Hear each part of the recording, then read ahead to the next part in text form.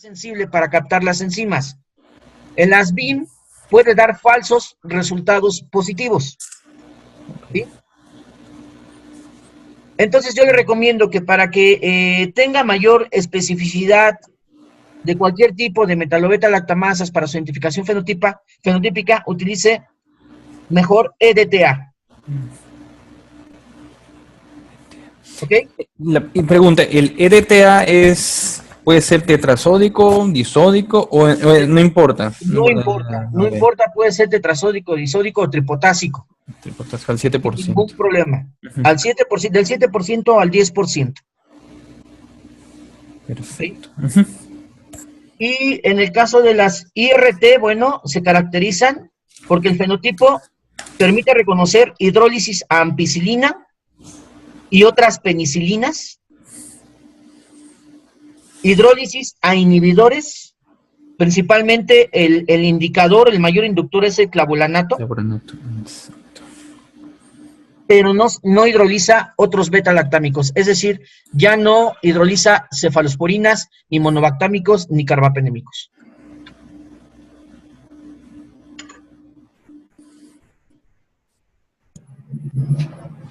¿Ok? ¿Alguna otra pregunta, químico? Bien, gracias. ¿Qué más? Levante la mano, por favor. Química Francisca. Adelante.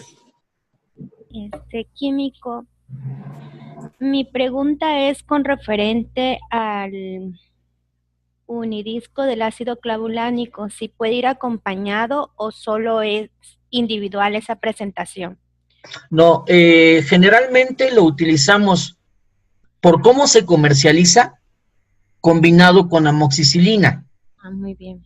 Que quede claro, va a tener dos usos. Cuando lo utilizo combinado con amoxicilina, previamente en lo que es mi antibiograma primario, es para fines de tratamiento, ¿sí me explico? Sí. Pero cuando yo ya lo utilizo para fines de screening,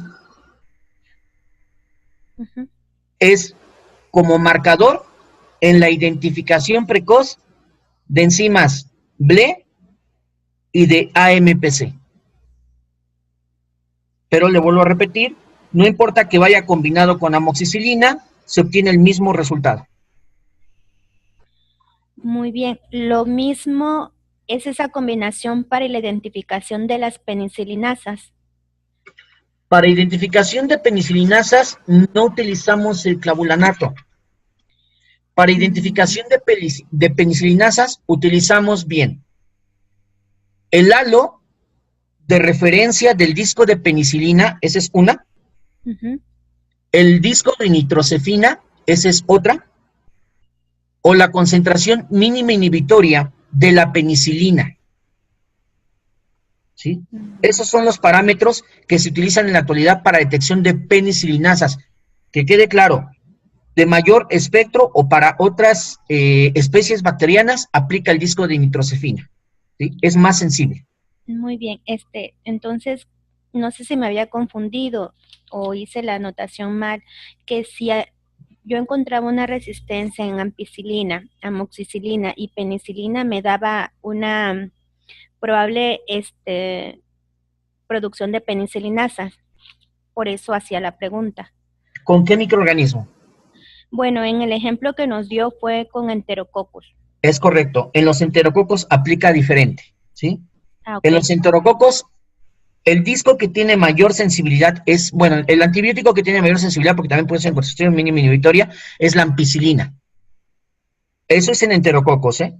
Cuando yo tengo un resultado de resistencia a ampicilina, se entiende que va a haber resistencia a penicilina y que ésta se puede extender a inhibidores. ¿Sí? Solo en enterococos. Okay. Aplica ese criterio.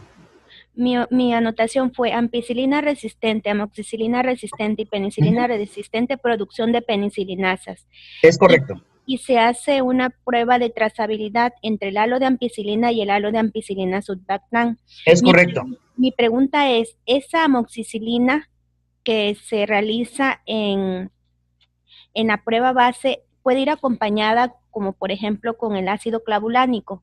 o es individual ese No, unidisco? estamos en enterococos, no vamos a utilizar la amoxicilina clavulanato. Muy bien, ok, ¿Ok?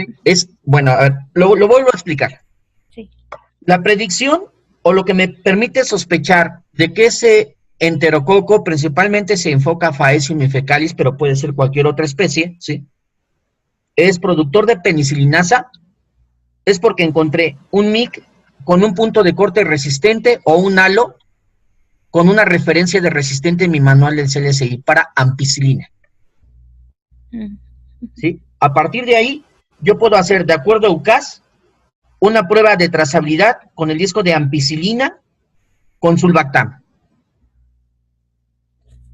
el cual, si tiene un halo mayor o igual de 4 milímetros con respecto al disco de ampicilina, se considera productor de penicilinasas. Ese es un método.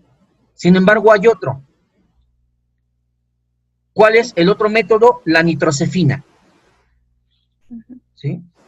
Entonces, impregno un disco de cefinasa o nitrocefina, espero por lo menos 5 minutos. Si se forma un cromógeno rojo, lo considero productor de penicilinasas. Ok. Otra pregunta, químico. Sí. No dio la plática, pero la información que nos dio yo leí sobre la novobiosina. Mi pregunta es, ¿la novobiosina puede ser utilizada como un antibiótico para Staphylococcus o solamente para diferenciar los Staphylococcus coagulasa negativo del Saprophyticus?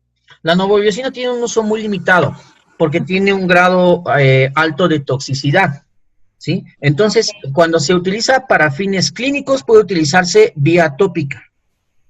Muy bien. Bueno, vamos a dejar a un ladito ahorita la cuestión de uso terapéutico y nos enfocamos a la fármaco como screening.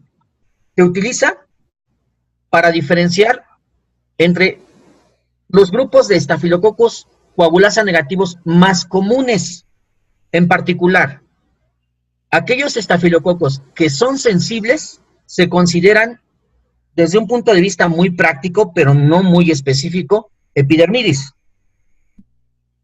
Y los que expresan resistencia se consideran dentro de saprofíticos. Muy bien. ¿Ok? Gracias, buenas tardes. Hola, buenas tardes. Mucho gusto, químico. Me dio mucho gusto estar en su curso. Es algo, pues, no tan nuevo para mí, pero sí, yo me dedico, trabajo en 2 lugares, en un hospital del gobierno y en el ISSSTE, y no hago tanto esto, la bioquímica, para saber qué medicamentos, o sea, lo que nos enseñó en el curso, ¿no? Como tal, sino me dedico a sembrar, a tomar muestras y todo eso. Pero pues sí quise tomarlo porque pues va a llegar el momento en que lo voy a tener que hacer, ¿no? Y ya quiero estar lista. Así es. Me gustó mucho su curso, muchas gracias a Ricardo, ya sabe Ricardo que lo amo, a toda su familia. Fue un placer estar con ustedes. Mis preguntas son muy sencillas. Mire, el químico que se encarga de hacer la bioquímica, o bueno, seleccionar la bacteria, meterla al aparato y todo eso, y que a él me ha ido enseñando cómo identificarlas. Me decía él que para unificar criterios, cuando nos sale Staphylococcus aureus, si se reporta o no se reporta. Ellos dicen que no, porque pues es como usted lo comentaba en un principio, ¿no? El médico le da el tratamiento al paciente y pues al rato ya el paciente ya no responde a ese tratamiento y todo porque pues se le fueron dando medicamentos sin que los necesitara, ¿no? Sí. Entonces, ahí nosotros estamos haciendo bien en que si sale Staphylococcus aureus, ya se considera flora normal y no reportamos que le está pasando eso al paciente. ¿Es correcto así o lo estamos haciendo mal?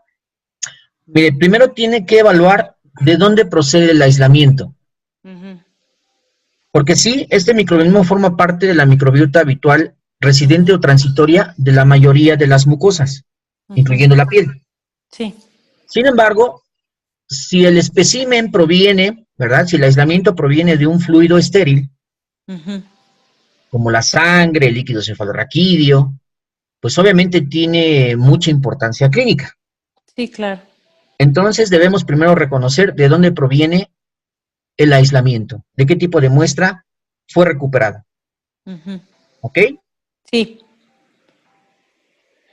Y también le quería hacer otra pregunta. También comentó de las pacientes que les realizamos exudados vaginales, o no entendí bien, que solamente las que son de importancia son las que están en edad reproductiva. Acá nosotros tenemos pacientes que ya son grandes, pacientes adultas que son diabéticas y así, y vienen seguido porque tienen infecciones recurrentes vaginales, ¿no? Entonces, ahí, ¿qué se puede hacer o qué le sugerimos al médico? O no entendí bien, si no le damos la importancia a esas pacientes o qué es lo que tenemos que hacer. Bien, mire, en particular, los aislamientos que proceden de las mucosas, Uh-huh. llámese faringe, por ejemplo, uretra terminal, en el caso de la vagina, Sí. son puntos críticos para la selección de cepas resistentes. Le voy a decir por qué. Uh-huh. Porque no consideramos, tanto a veces los médicos como los microbiólogos, que esos nichos, esos micronichos ecológicos contienen microbiota habitual, residente y transitoria, ¿sí? Uh-huh. Sí. Entonces, lo primero que debemos reconocer, ¿qué microorganismos forman parte del microbioma? Una vez que reconocemos las especies, no tenemos por qué montarles antibiograma a esos microorganismos. Okay. Porque esto resulta contraproducente, ¿verdad? Uh-huh. Lo que vamos a generar es presión selectiva en esa población microbiana Uh-huh. y vamos a empezar a seleccionar bacterias multidrogo resistentes. Uh-huh. Ese Sí, es por un lado. Ajá. Segundo, se debe conocer el grupo etario Uh-huh. para que en base a ese grupo etario, ¿verdad?, se le relacione a cuál es el riesgo de colonización por microbiota fecal y cuál es la incidencia, por ejemplo, de la microbiota lactobacilar. Uh-huh. Ajá. Entonces, Sí. todo eso debemos considerar, ¿sí?, antes de Sí. dar un género, una especie y sobre todo un antibiograma. Sí, está bien. Muchas gracias. Ya. Sí, respecto a este tema de los cultivos de exudado vaginal, yo lo que he observado es que los doctores ya están tomando en cuenta más esta situación de la falta de flora normal en cierto tipo de edades de la mujer. Por ejemplo, ya las menopáusicas, posmenopáusicas, generalmente tienen mucho problema porque ya no tienen su flora normal. Entonces yo he escuchado a mis pacientes que los médicos, algunos médicos, les dan unas cápsulas que contienen los lactobacilos para que de alguna manera se restablezca un poquito la flora normal, porque al no haber ya flora normal por la falta de hormonas femeninas, que es lógico y a ciertas edades, entonces van a estar colonizadas más por enterobacterias, sobre todo, ¿verdad? Pero no es la causa de la infección. Entonces yo estoy de acuerdo, ¿verdad?, que no se estén reportando las enterobacterias, porque pues si vamos a muestrear, o sea, si reportáramos a lo mejor un 90% tienen enterobacterias, cuando lo que debemos buscar son los patógenos. Entonces a mí me ha llamado la atención esa nueva forma de ver el médico, que tanto una paciente que está en menopausia o simplemente niñas, ¿verdad?, que no tienen todavía sus ciclos hormonales, pues todas esas cosas de los pHs alcalinos es un show. Y eso da a consecuencia de que se colonicen más, ¿verdad?, por la falta de un pH ácido. Era todo mi comentario. Así es, y ya no hay vuelta atrás. Miren, son etapas, es parte de la madurez, del envejecimiento, y esto muchas veces se puede mitigar con el suministro de hormonas, principalmente de estrógenos, ¿verdad?, que permiten que todavía se exprese un epitelio escamoso rico en glucógeno, lo que los lactobacilos toman como una fuente energética y dan como resultado el ácido láctico, lo que mantiene una mucosa vaginal ácida. Sin embargo, una vez que este ciclo pues se termina, ¿no?, La paciente obviamente desarrollará algunas molestias natural porque estaba acostumbrada a una mucosa un tanto ácida, pasa a una mucosa un tanto alcalina, a resequedad, etcétera, etcétera. Y pues bueno, ahí no hay más que pues tratar de dar paliativos para minorar los síntomas, pero ya no hay vuelta atrás, ¿no? Lo que usted dice es muy cierto, hay que evitar que estos microorganismos que llegan directamente del tracto intestinal por la cercanía anatómica que hay, ¿verdad? Por la contigüedad, pues se consideren patógenos porque lo único que estamos haciendo es generar más resistencia a los antibióticos. Adelante, química Eli. Hola, químico, buenas tardes. Buenas tardes. Antes que otra cosa, pues muchas gracias. Estuvo muy interesante el curso. Mi pregunta es la siguiente. Dentro de, en este caso, siguiendo con el mismo comentario de las pacientes en edad reproductiva, hemos notado que, bueno, en el caso de la Gardnerella vaginalis, dice, bueno, tenía entendido que, bueno, mejor dicho, es microbioma habitual, pero hay ocasiones en que produce muchas molestias, pero muchísimas, incluso hasta flujo ya casi amarillento, verdoso. Entonces, bueno, en esos casos pues ya se considera como patógeno, pero mi pregunta es ¿hasta qué punto? Bien, miren, no confundamos la vaginitis con la vaginosis. Son dos procesos diferentes que aunque, pues bueno, se originan en el introito vaginal. Uno habla de inflamación, lo que es la vaginitis, que principalmente es causada por hongos y por parásitos. Y el otro es una disbacteriosis.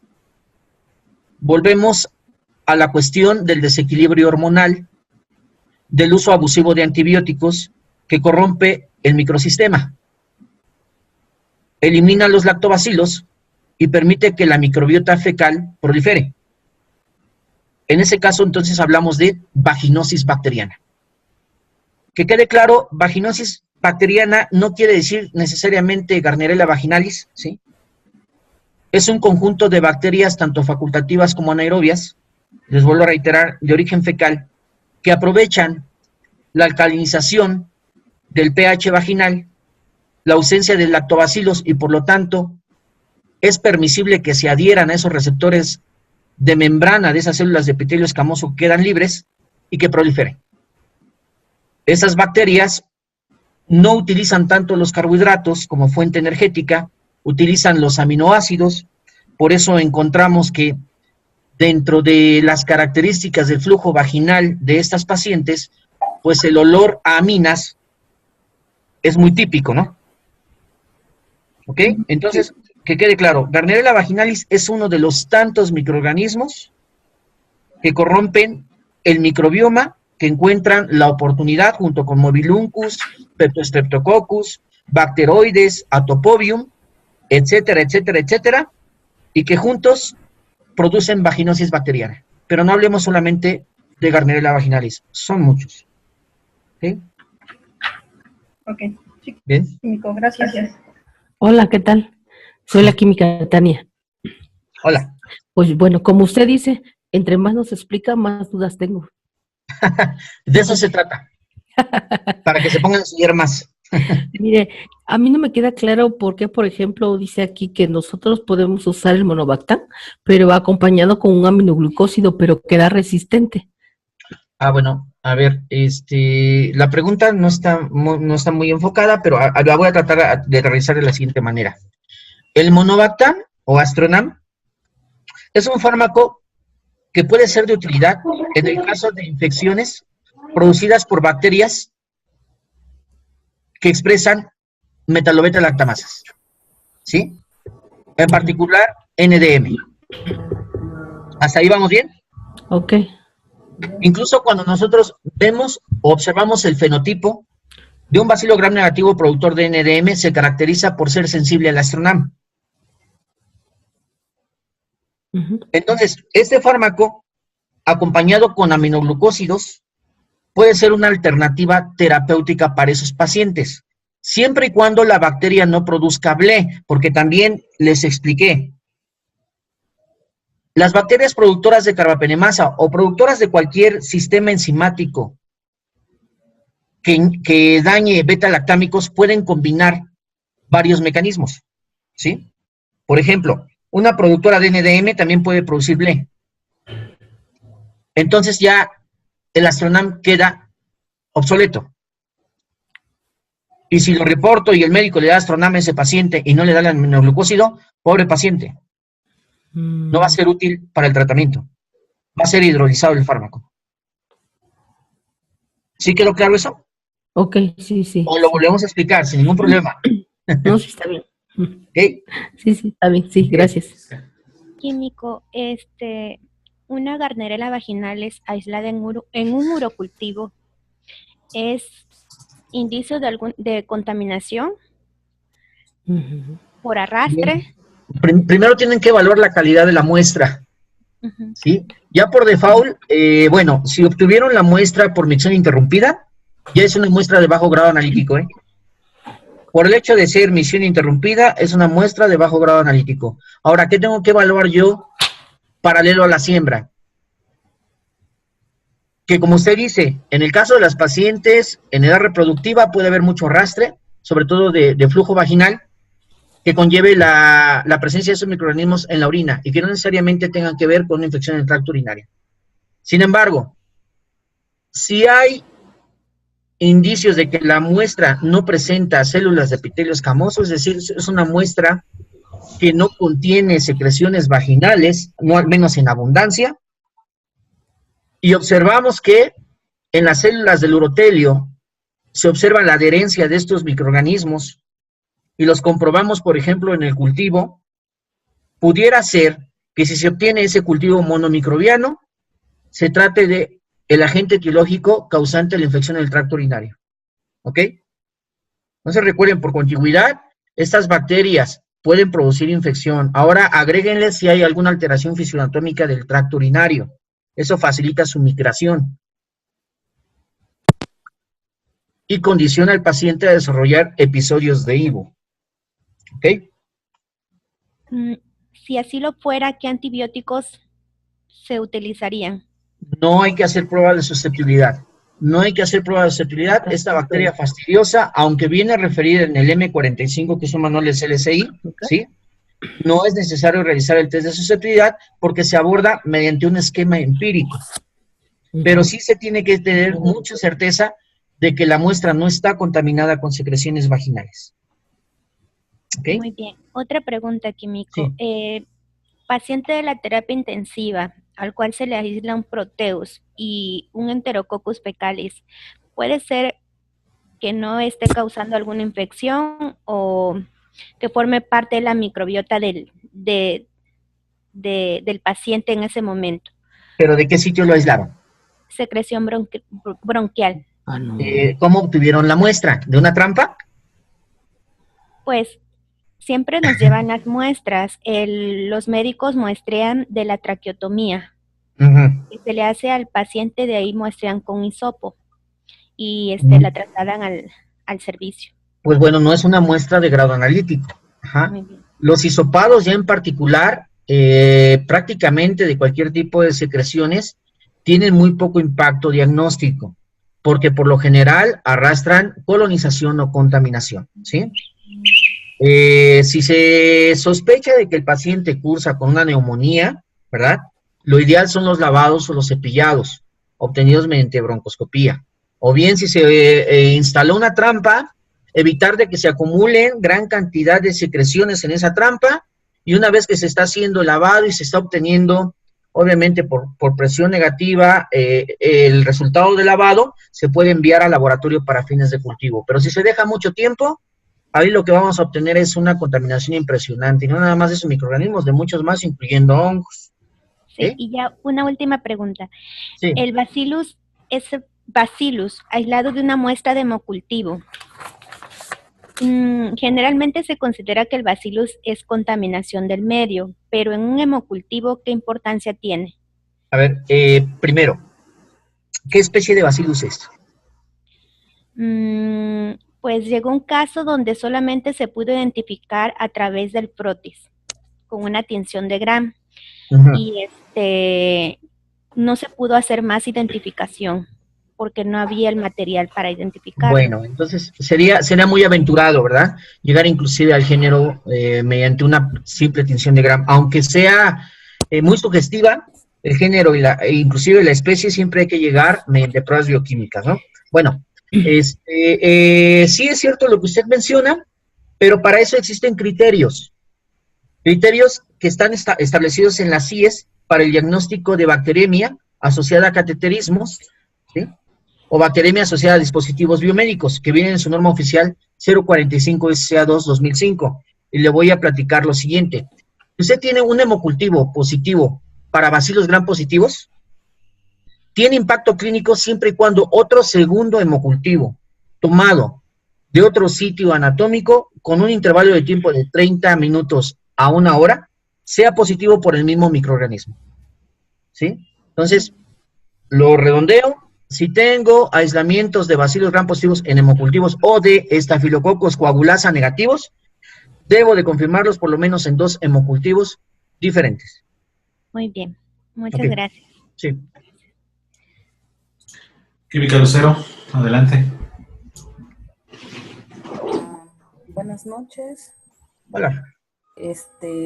Bueno, yo trabajo en un hospital y generalmente nosotros, bueno, esto viene relacionado con la pregunta que hizo la compañera. Generalmente a nosotros nos mandan secreciones bronquiales, pero de pacientes con VIH.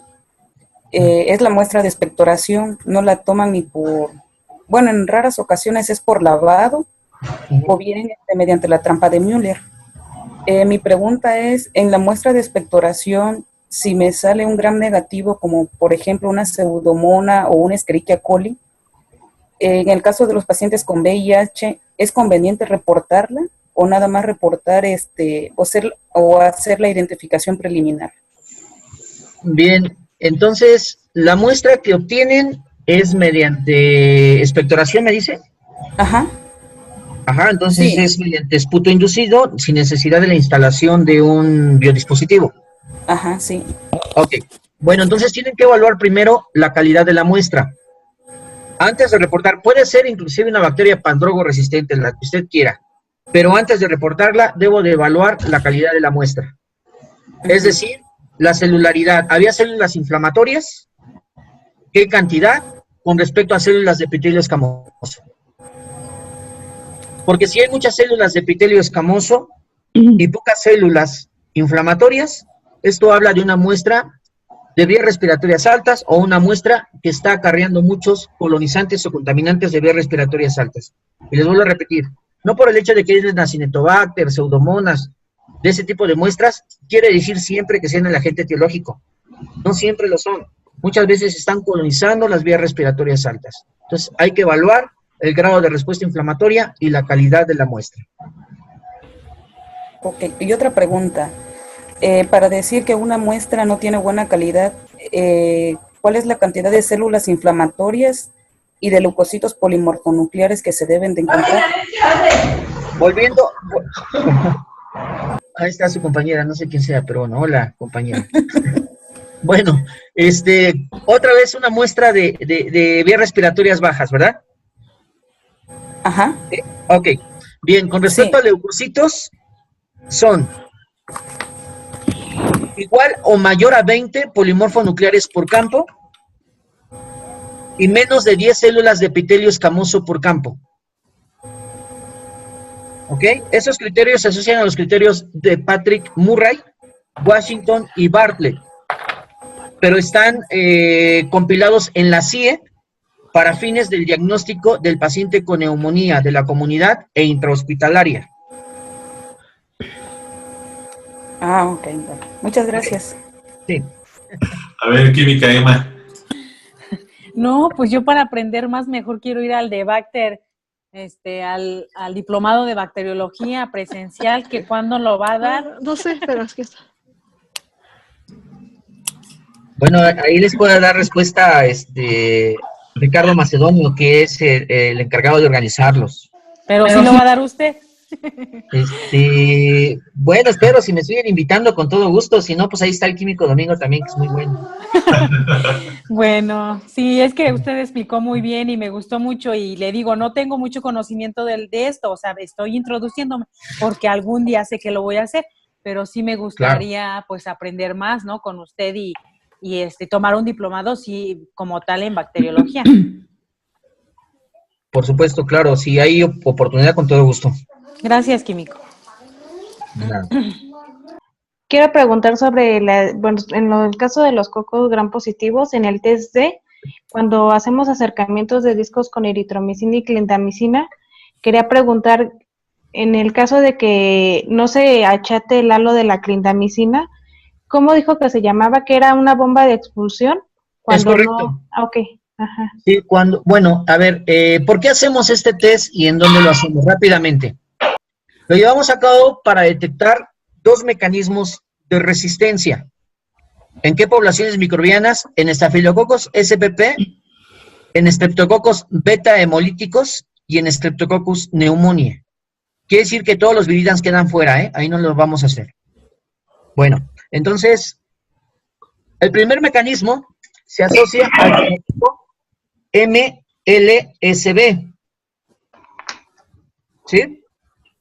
M de macrólidos, L de lincosamidas, S de streptogramina B. Y este mecanismo principalmente se deriva de lo siguiente. Por la expresión de un gen denominado ERM. Este operón codifica la producción de una metilasa que afecta a la subunidad 50S y 23S. ¿Ok? Sí. Lo que da como resultado que todos los antibióticos que se iban a anclar en esos sitios no puedan hacerlo. Entonces genera una resistencia cruzada entre las familias que ya mencioné, familias de antibióticos. Ahora bien, este espectro se puede dar de manera constitutiva, es decir, aunque yo acerque los discos, ¿me están escuchando, va? Sí. ¿Ya se corrigió ya? Ok. Sí. Bien. Si yo acerco los discos y no se genera ningún achatamiento, es decir, la eritromicina está resistente y la clindamicina se ve resistente a los obviamente dentro de esos puntos de corte, se considera un fenotipo MLSB constitutivo. ¿Sí? Uh-huh. Ahora bien, si al acercar los discos se genera un antagonismo, es decir, el halo de la clindamicina se achata con respecto a la proximidad del disco de eritromicina, hablamos de que entonces es un fenotipo inducible, es un MLSB inducible. Y al igual no se puede dar ninguno de esos fármacos como tratamiento de las tres familias que ya mencionamos porque va a haber fracaso terapéutico. Y el último mecanismo de resistencia que podemos encontrar mediante esta prueba, el que usted ejemplificaba. Tengo el disco de eritromicina resistente y el disco de clindamicina no sufre ninguna alteración con respecto al halo. Ahí se detectan bombas de expulsión que solamente afectan a macrólidos y no a lincosamidas. ¿Sí? Y cuando es al revés, es sensible a eritromicina y resistente a clindamicina, nos había dicho que había un gen que es muy raro, pero que sí puede llegar a pasar, pero no me acuerdo qué gen dijo que era. Es correcto. Miren, es lo que usted comenta, es cierto, es un fenotipo muy, muy raro, ¿sí? Muy, muy raro, y se asocia al gen INU. Okay. Solo afecta lincosamidas, pero no afecta ni estreptograminas ni macrólidos. Macrólidos, ok. ¿Sí? Gracias. Sí. Hola, mi pregunta es, ¿la unión de un bactericida y un bacteriostático produce antagonismo o qué es lo que pasa ahí? Bien, no como tal. Induce a la expresión del mecanismo de resistencia. Si se refiere a la prueba D, ¿verdad? Ajá, sí. Es a la prueba D refiere, ok, bueno. Para que se exprese ese operón, ERM, Ok. Ajá. se necesita exponer a una estructura química que por lo menos contenga de 14 a 20 carbones, ¿sí? Si no tiene esa estructura de 14 a 20 carbonos, no se induce o no se activa ese gen. Ajá. Ok, entonces la eritromicina es el inductor. ¿Estamos de acuerdo? Ok. Sí. Se activa en cierta población que está cerca de ese fármaco, en la que rodea el disco o la que está cerca de ese fármaco, se activa ese mecanismo de resistencia, se empieza a metilar la unidad 50S y por lo tanto quedan inhabilitados todos los fármacos que se iban a fijar en ese sitio blanco. Ajá. Y estoy hablando de todos los macrólidos como la eritromicina, la claritromicina, ¿verdad? La roxitromicina, la acitromicina y las glincosamidas como la clindamicina y la estreptogramina B como el quinupristin dalfopristin. O sea, todas esas familias de fármacos y esos grupos de fármacos quedan inhabilitados para uso terapéutico cuando obtengo ya sea el fenotipo constitutivo o el fenotipo inducible. Ok. ¿Ok? Sí. ¿Puedo hacerle otra pregunta? Sí. El llamado antagonismo de las enzimas, lo anoté, el llamado antagonismo de las enzimas microbianas, ¿es lo mismo que los inhibidores? Antagonismo de las enzimas. No entiendo la pregunta. Sí. No entiendo la pregunta y en qué momento lo mencioné. A ver. Es que estaba yo estudiando acerca de los inhibidores porque no entendía cuáles eran. Encontré que había más o menos 5 o 6 inhibidores y lo relacionaban ellos con los antagonismos y yo ahí ya no supe si es lo mismo, no es lo mismo. No, no es lo mismo. Mire, bueno, si estamos hablando, por ejemplo, de las BLE, vamos a hablar que hay buenos inductores, malos inductores e inhibidores de las enzimas. Le ejemplifico. Buenos inductores tenemos las cefalosporinas de tercera generación y las de cuarta, que son oximino-cefalosporinas. Ajá. Bien. Malos inductores. Sí. Tenemos, por ejemplo, el clavulanato. Ajá. El sulbactam. Pues esos son los inhibidores, ¿no, maestro? No. Son malos inductores. Ok. Ahora, pero esas mismas sustancias pueden funcionar como inhibidores o atrapadores de enzimas. Ajá. De acuerdo a la estructura química de la enzima. Ajá. A ver, le explico. Si la enzima es de naturaleza orgánica, es decir, es rica en serina, puede ser atrapada desde por el clavulanato, sales de borato, la cloxacilina, ¿sí? Son ejemplo de inhibidores. Estas sustancias van a atrapar la enzima y la van a inactivar. Ok. ¿Sí? Sí. Ahora los utilizamos en sus diferentes combinaciones para diferenciar desde un punto de vista fenotípico los diferentes mecanismos de resistencia. Ok. ¿Sí queda claro? Sí, ya quedó un poquito más claro. Pero entonces, no nada más el sulbactam puede ser inhibidor. Acuérdense que, por ejemplo, si la estructura de la enzima es rica en zinc, o sea, es metálica, no utilizamos ese tipo de inhibidores. Utilizamos, por ejemplo, quelantes, como el EDTA, o el ácido dipilcolínico. Entonces, por eso les decía, no se vaya nada más porque se llaman, es que los antibióticos de este subgrupo de beta-lactámicos así se llaman, inhibidores de beta-lactamasa, pero no tienen mucho que ver con lo que en realidad se aplica para fines de detección del fenotipo. Ok. ¿Sí? Ajá. No se me confunda. Oiga, maestro, perdón, bueno, yo no he estado en el área de bacteriología, es más lo que veo que lo que oigo por ahí en los pasillos y todo eso, Pero usted mencionó algo importante. A nosotros nos enseñaron con los antibiogramas, los de discos, ¿se acuerdan? Los multidiscos. Ahora dice, usted dice que ya está prohibido, eso no debe de ser, deberían de quitarlo desde la escuela, ya no debe de enseñarse y demás. Pero, ¿y si no están o no estamos automatizados? ¿Cómo se hace ese tipo de antibiogramas? Bien, se venden los discos por separado, es correcto. Se venden los discos por separado con las concentraciones que requiere la prueba, de acuerdo al nivel sérico que se desea alcanzar, ¿verdad? Esto ya viene en el CLSI o bien en el EUCAS, las concentraciones de los diferentes fármacos, pero se prueban de manera individual, no de manera múltiple, porque se pueden generar antagonismos, sinergismos, ¿verdad? No deseados.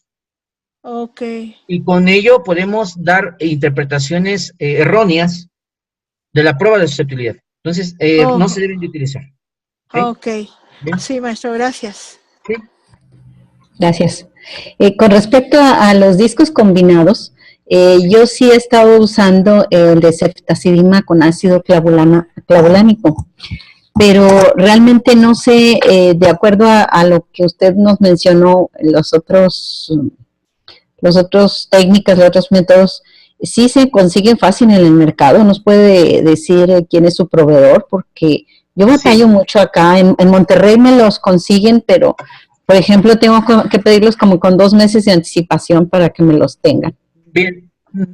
Bueno, nada más para la compañera que le acabo de explicar, no se vaya a confundir. Estos discos sí se deben de utilizar. Se llaman combinados, ¿verdad, química? Porque viene el inhibidor con la cefalosporina, para que no vaya a creer que es multidisco. Eso es otra cosa. ¿Okay? No, sí. Bien, sí, con respecto a los proveedores, bueno, en el laboratorio los consiguen todavía con MBM. Es un, ¿Es de México? De Guadalajara. Guadalajara. ¿Cómo se abrevia, perdón? MBM. MBM, ok. Y ellos comercializan tanto Becton Dickinson como Oxoid, que son las mejores marcas que, digo, desde mi punto de vista, y no nada más desde mi punto de vista, si lo dice el CLSI, son fabricantes que tienen muy buen control de calidad en la preparación de sus insumos. Ok, muchas gracias, maestro. Becton Dickinson, es una marca, y la otra es Oxoid. Sí, MBM, ok, para buscar. El distribuidor, vamos. Gracias. Okay. Igual ahorita de lo que acaban de preguntar de la empresa de MBM, si gustan ahorita les comparto su página de ellos para que puedan adquirir los productos. Químico Antonio, ¿le activo su micrófono? Sí, tenía nada más para, si podía repetir las características fenotípicas de Klebsiella pneumoniae, y mi otra duda era, en el curso mencionó que granulomatis no crece en Agarma conqui, nada más quería saber si pneumoniae sí lo hace. Bien, bueno, vamos a hacerlo desde un punto de vista resumido, bioquímicamente, cómo se comporta una Klebsiella pneumoniae, subespecie pneumoniae, ¿le parece? Sí. Bueno, es un bacilo gram negativo, fermentador de glucosa, citocromoxilasa negativo, catalasa positivo. Ok. Pertenece a la familia de las Enterobacteridaceae. Esta familia de Enterobacteridaceae se encuentra publicada en el volumen 2 del Manual de Berger de Bacteriología Sistemática en el subfila Gamma Proteobacterias. Ok, bien. Ahora, para fines de su estudio práctico, Edward y Edwin agrupan a todas las enterobacterias en tribus. Sí lo mencionó. Bueno, entonces, Klebsiella pneumoniae, subespecie pneumoniae, se encuentra en la tribu Klebsiella. Ok. Y comparte con los géneros Serratia, Pantoea, Afnia y Enterobacter. Ok. Las pruebas bioquímicas las vamos a clasificar como críticas y como complementarias para fines de su identificación rápida. Entonces, crítica, ya mencionamos los criterios de Cowan-Steele, es un bacilo gram negativo que fermenta la glucosa, oxidasa negativo, catalasa positivo, ¿sí? Crítica complementaria es que es inmóvil. Sí. ¿Ok? Y ya las demás son complementarias o suplementarias, por ejemplo, que da la reacción del Bogus-Poskauer positiva, ¿verdad? Generalmente rojo de metilo negativa, Ok. Lactosa positiva, ONPG positiva, utiliza el citrato como fuente de carbono, descarboxila la lisina, pero es negativa a la arginina y a la ornitina, es indol negativa. Ok. Y produce ureasa. Sí.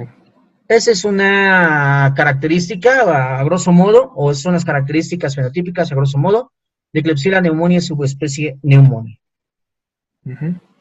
Bien, con respecto a todas las enterobacterias, por la pregunta de que si cuál desarrolla o no McConkey, prácticamente todas las especies de enterobacterias desarrollan McConkey, excepto Klebsiella granulomatis, que solamente crece en líneas celulares, no crece ni en medios nutritivos, solamente en líneas celulares.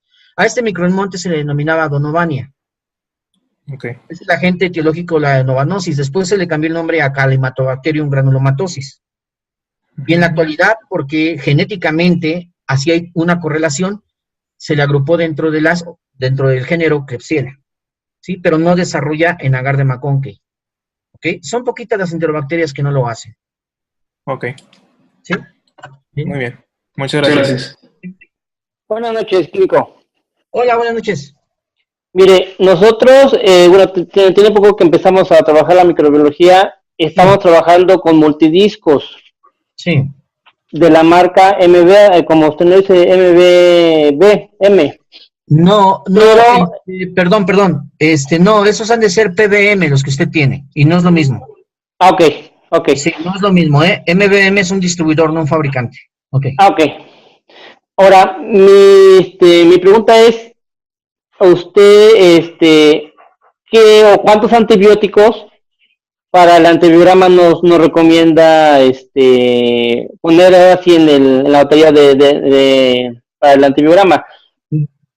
Bien, mire, dependerá mucho, fíjense, la selección de los antibióticos depende de el sitio de donde se aisló el microorganismo, el género y la especie, ¿sí?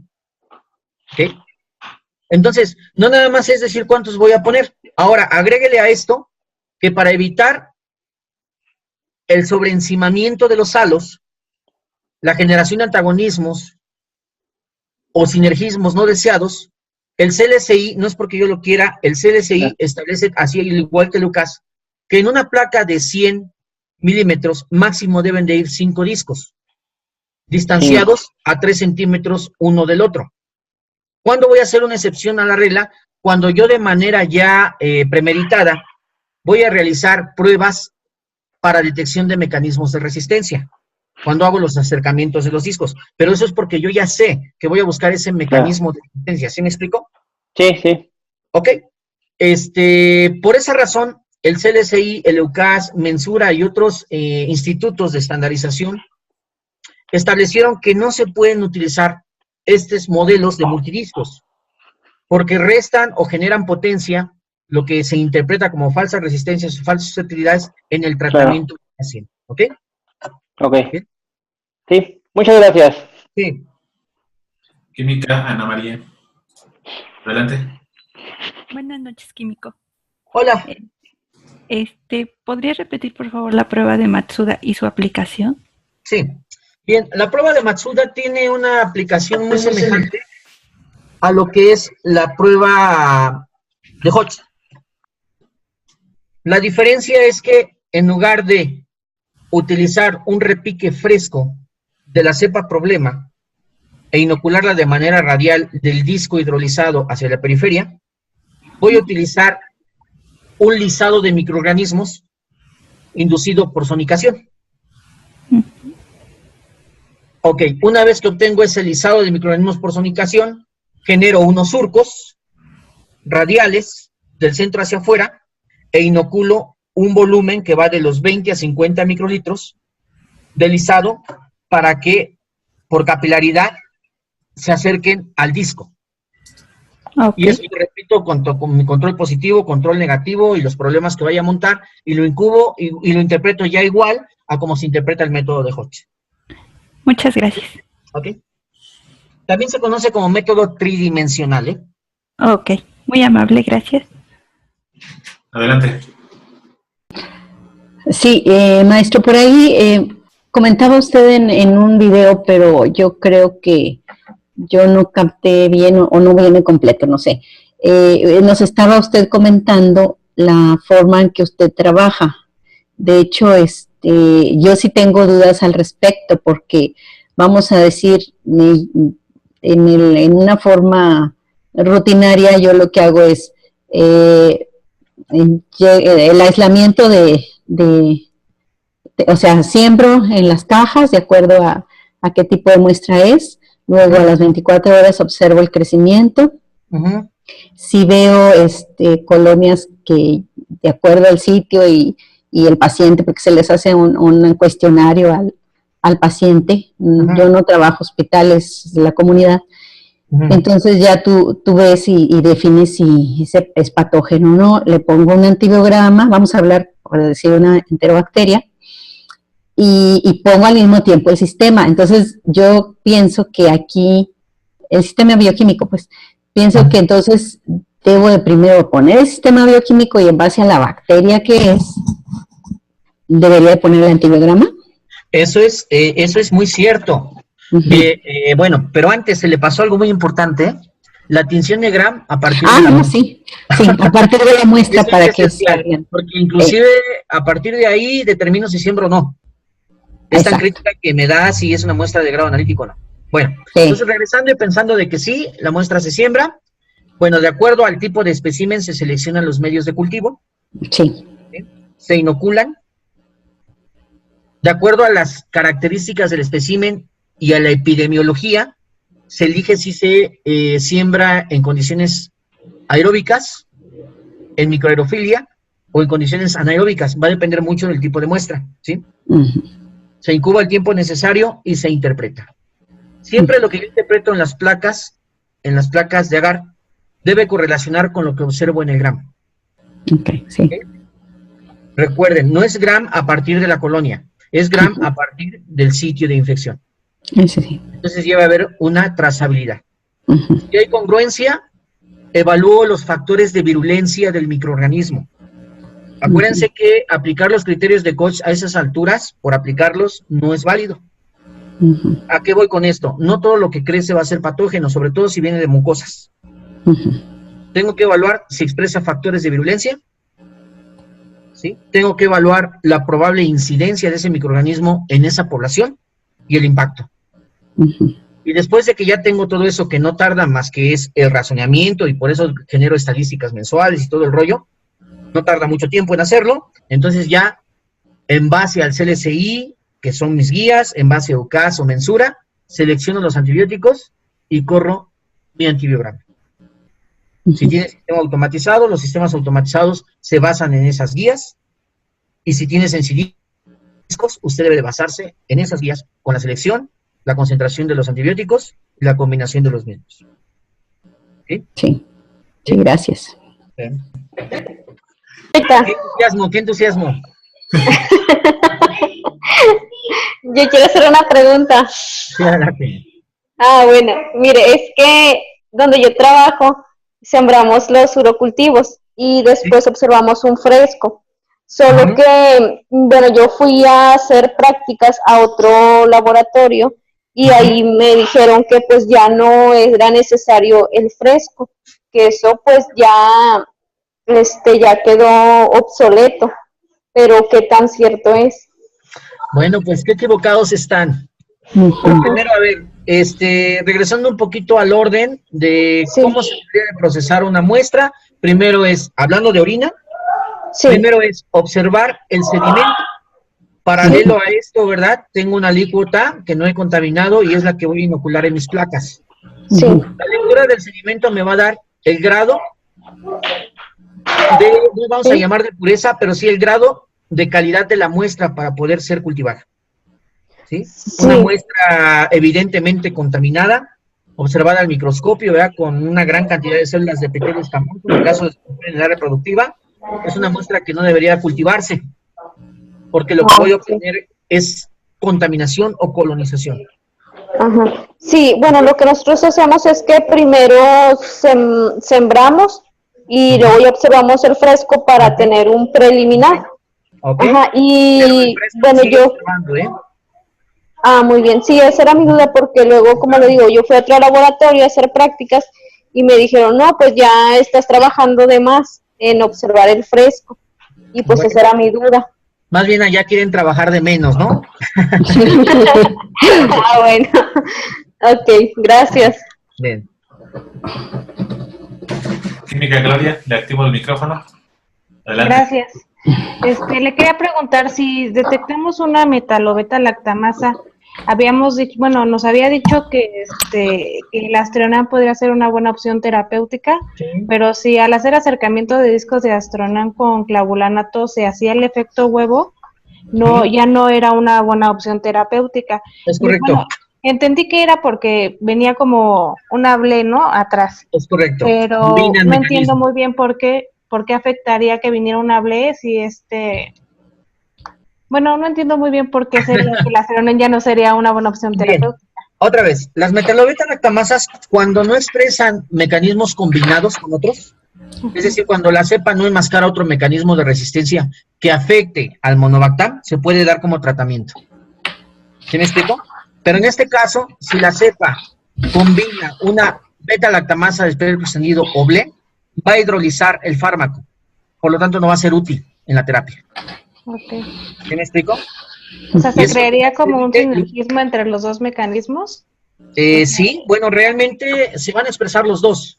Ah, ok. Y aunque se dé una dosis máxima del fármaco, igual se va a hiperproducir la enzima, porque va a ser el inductor para que este mecanismo hidrolice el fármaco. Entonces, lo ideal ahí es migrar a otra familia de antibióticos que no se vean alterados por ese tipo de mecanismos, ¿verdad? Lo que cierra mucho el margen terapéutico para el paciente, e inclusive a veces se tiene que derivar, por ejemplo, a fármacos muy tóxicos como los polipeptídicos. Ok, gracias. Mi duda es en relacionada con las enterobacterias y si se deben reportarse en un cultivo vaginal. No, ya mencionamos que no. Ya mencionamos que no, que forman parte de una microbiota habitual transitoria. Es decir, en las mujeres prepúberes va a haber colonización de coliformes. En las mujeres en edad reproductiva va a oscilar entre lactobacilos y coliformes, de acuerdo al ciclo de ovulación. Y en las mujeres ya menopáusicas regresa la colonización fecal, pero no son patógenos. No confundir, en el introito vaginal también hay glándulas que se pueden infectar por esos microorganismos, pero ya estamos hablando de otros procesos, no de vaginitis, ya estamos hablando, por ejemplo, de una infección de una glándula de Bartolini, ¿no? De una glándula de Skin, pero ya es una infección de tejido blando. Ya no es una vaginitis. ¿Sí queda claro? Hola, Químico, buenas noches. Un saludo. Hola. Gusto en verle. Y obviamente más gusto en haber tomado el curso que me sigue haciendo aprender. Qué bueno. Escuché hace rato, me llamó la atención sobre micción interrumpida. ¿A qué se refiere con eso? Porque comentó que ya no era una muestra de calidad analítica. ¿Eso entendí? Es correcto. Realmente no es una muestra de calidad analítica, pero al no ser un método invasivo, es el método que comúnmente se utiliza para obtener muestra de orina. ¿Estás de acuerdo? Por eso me llamó la atención por lo de... Sí, o sea, es una muestra de bajo grado analítico, pero es una muestra muy socorrida porque no es una muestra invasiva. Y por ende, al momento de que obtenemos el producto, lo debemos hacer le debemos indicar al paciente que lo debe hacer con la máxima precaución, con las indicaciones que ustedes ya saben, y nosotros en el laboratorio, paralelo al cultivo, debemos de analizar la calidad del espécimen, es decir, observar si viene muy contaminado. ¿Sí? Ahora, una pregunta también con respecto a los urocultivos, cuando uno se dedica a lo que es paciente de comunidad, la aplicación, digamos, de las pruebas de susceptibilidad, no estarían tan encaminadas a sospechar sobre ¿le? ¿O sí? Porque pues obviamente también andan ambulatorios muchos que ya se sometieron a cirugía. Bueno, miren, se los voy a poner así de práctico.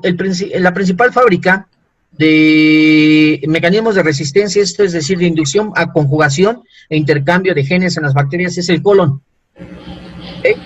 Y tanto los pacientes que estamos en la comunidad o los que estamos en el hospital, pues estamos colonizados por bacterias multidrogo resistentes, ¿sí? Entonces, en mi experiencia, les puedo decir que en los aislamientos que teníamos nosotros, por ejemplo, de Escherichia coli y Klebsiella pneumoniae de la comunidad, el 50% o más eran BLE. Es altísima la incidencia, ¿sí? Entonces ya no hay vuelta atrás, tanto en el hospital como en los laboratorios privados que son externos al hospital, pues se deben de buscar esos mecanismos de resistencia. Ok, si no hay criterios de sospecha en las pruebas de susceptibilidad iniciales, ¿se queda así? Es correcto. Es correcto. Ok. Bien. Hola. Hola de nuevo. ¿Qué tal, químico? Estoy molestando. No, ahorita revisando mis apuntes, tenía yo duda con las beta-lactamasa clase D, en especial los oxacilinasa. Yo tenía una pregunta, ¿qué otra prueba para enfocarnos en esto, aparte de cefoxitina y cefotetán, qué otro? Tengo aquí la gráfica, ¿no? Y ya ve que son resistentes a prácticamente todas las penicilinas.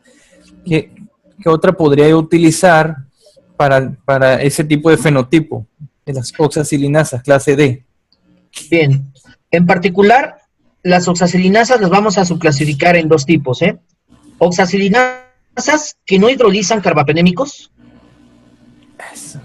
y oxacarbapenemasas. ¿A cuál se refiere? A las oxacarbapenemasas, ¿verdad? Sí, así es. Ok, bien. El perfil de sospecha es el siguiente. Estas se comportan un tanto diferentes a las demás carbapenemasas, aunque su sitio activo es la serina. Tiene el siguiente perfil fenotípico. Por lo general son sensibles a cefalosporinas de tercera y cuarta generación, por lo general. ¿Sí? Sí, aquí lo veo en pero hidrolizan de manera parcial o total uno o más carbapenémicos. Ese es mi primer criterio de sospecha para pensar en una oxa. Okay. Uno o más carbapenémicos que puede ser intermedio o resistente. ¿Sí? Pero las cefalosporinas de tercera y cuarta generación son sensibles. Ok, bueno. Nosotros en el laboratorio, ahorita, bueno, vamos a hacer con una persona que me apoya en un laboratorio el siguiente hallazgo. Esto en base a lo que establece el Instituto Malbrán en Argentina. Estas enzimas son dependientes del bicarbonato. Por lo tanto, bueno, en el agar Müller-Hinton no hay bicarbonato, por lo tanto no se observa tanto su espectro hidrolítico. Cuando están en contacto con bicarbonato, se activan. En nuestro organismo y en nuestros tejidos hay bicarbonato, ¿están de acuerdo? Bueno, entonces se van a comportar diferente a como están en la placa. Entonces, ¿qué hacemos o qué vamos a hacer? Cuando tengo esta característica, le vuelvo a decir, tengo por ejemplo una enterobacteria o un no fermentador que me da sensible a las cefalosporinas de tercera y cuarta generación. Ajá. Pero que un carbapenémico esté intermedio o resistente, o más de un carbapenémico esté intermedio o resistente, pienso en una oxa. ¿Qué voy a hacer? Voy a elegir el carbapenémico, que aquí va a ser que más sensible esté. No el que más se hidrolizó, aquí va a ser el que más sensible está. ¿Sí? Bien. Y lo voy a impregnar con 20 microlitros de una solución de bicarbonato de sodio al 0.5%.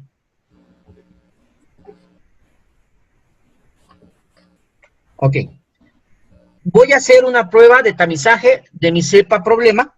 Para eso ya tengo el primer resultado del antibiograma, ¿verdad? Eso es complementario. Me voy a ir a un segundo día. ¿Sí? Ok, voy a inocular por el método de Kiwi-Bauer mi placa con mi cepa problema, que me dio ese comportamiento de cefalosporinas sensibles y carbapenémicos intermedios o resistentes. Y voy a poner mi disco de ese carbapenémico que me dio muy sensible. Ya impregnado con el bicarbonato. Voy a incubar de 18 a 24 horas en condiciones de aerobiosis, saben, 35 grados más menos 2. Y aquí voy a observar que por lo menos haya un halo de decreción, o sea, se va a cerrar el halo, en lugar de ampliarse, se va a cerrar el halo por lo menos de 5 milímetros o más con respecto al disco que estaba bien sensible en la placa primaria. Estamos hablando de carbapenémicos. ¿Sí? Esto habla de la dependencia de este grupo de enzimas al bicarbonato. Y tenemos la OXA 48 y otras sensibles, ¿ok? Ok, vaya. O sea, es todo lo contrario de lo que hacíamos con las otras pruebas de... Es correcto. Oiga, y aprovechando el viaje, ¿no? ¿Cómo le... Más que nada solicito una especie de guía de cómo reportar estos mecanismos sin que sea tan... entrar tanto en tecnicismo para que el médico lo pueda asimilar. ¿O cómo lo hacen ustedes, Doc? Digo, bueno, miren, si utilizamos sistema automatizado, el sistema trabaja ya con un software que emite alertas cuando detecta algunas combinaciones. Esos, obviamente, los sistemas automatizados no te detectan todo esto que hemos visto, pero sí te sugiere para que tú como analista complementes. Pero bueno, te pongo un ejemplo. Tengo un urocultivo, un E. coli que produce BLE, ¿verdad? Bueno, si ya detecté el fenotipo de resistencia, pues así lo detecto, cepa productora de beta-lactamasa espectro extendido. Tengo una cepa que confirmé que produce una NDM, ¿no? Una carbapenemasa metálica NDM. Pues la reportó como cepa productora de metalobeta-lactamasa. ¿Ok? Miren, tampoco le podemos solventar todo al médico. El médico también tiene el compromiso de leer, ¿verdad? De documentarse, de preguntar, pero sobre todo de investigar. ¿Cómo se interpreta ese reporte? Y si tiene muchas dudas, pues ya se acerca a nosotros, ¿no? Y ya le hacemos crecer más las dudas. No, no es cierto, lo orientamos. Todo quedamos igual. Sí, pero tampoco se lo podemos explicar con títeres, ¿no? O sea, seguramente si es una persona involucrada, actualizada, eso lo entiende mucho más el infectólogo, pero pues si el médico está interesado en esto, y últimamente he visto más médicos interesados en el tema, pues lo va a comprender, ¿no? Sí, sobre todo hay internistas que ya lo están exigiendo, ¿no? Es correcto. Buscan esta parte, ¿no? Perfecto. Muchas gracias, Químico. De verdad que qué gusto y qué emoción estar en esto. Gracias, hermano. Bueno, pues quedamos por terminada la aula virtual en relación al curso de actualización en bacteriología. Fue un gusto haber compartido esta aula con ustedes y espero que el curso haya cumplido con todas las expectativas, que se vayan contentos y también, como siempre hemos dicho, que les abran más, tengan más dudas, ¿verdad, Jorge? Para que se pongan a estudiar. Es correcto. Entonces, pues agradezco mucho, Jorge, por habernos apoyado en esta parte. Igual para muchos que ya nos han estado participando en algunos cursos con nosotros en línea, ya saben cuál es la dinámica, y para los nuevos, pero seguimos invitando a que sigan participando. El diplomado de microbiología para el siguiente año se va a llevar a cabo en la Ciudad de México, y también estamos haciendo todo lo posible para que sea en Guadalajara también. Así es que estén al pendiente. Igual participa Jorge, que es uno de los pilares también en este diplomado. Si uno no sabe rico el diplomado, pues ya los que han estado con nosotros ya saben a qué se atienden también en esto. Bueno. Ok, hecho. Jorge, un gusto. Gracias, mi estimado. Un abrazo. Un abrazo para todos.